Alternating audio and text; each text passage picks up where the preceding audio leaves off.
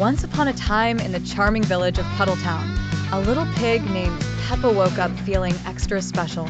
Today was going to be a magical story day at school, where everyone in Madame Gazelle's class would share their favorite fairy tales.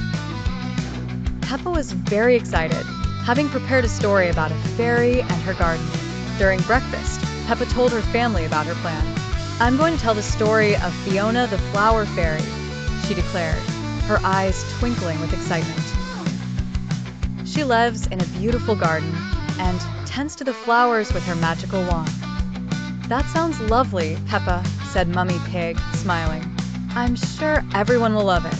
After breakfast, Peppa tucked her storybook under her arm and headed to school with George.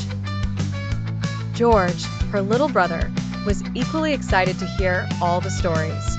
The sun was shining brightly, and the whole village was buzzing with anticipation. In the classroom, Madame Gazelle gathered all the children in a circle. "Today is the magical story day," she announced. "We will listen to wonderful tales from each of you." Peppa sat beside her friends, Susie Sheep and Danny Dog, listening as each of her classmates shared their stories.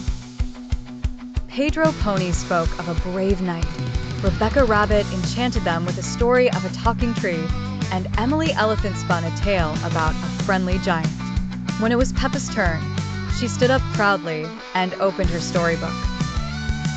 "Once upon a time, in a meadow filled with colorful blooms, lived Fiona the Flower Fairy," she began. Her classmates listened intently, imagining the whimsical garden with its countless flowers and Fiona's wand sparkling under the sun. As Peppa narrated, it seemed as though the classroom transformed, with petals softly falling from the ceiling and a light breeze tickling everyone's cheeks. Peppa's voice was so captivating, it felt as if they were all there in the fairy's magical garden. When Peppa finished her story, her classmates burst into applause. "That was magical, Peppa," cried Susie.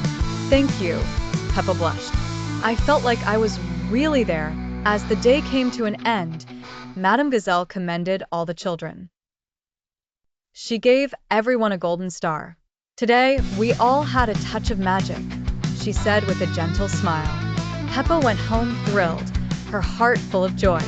She realized that stories had the power to transport them to wondrous places and spark their imagination.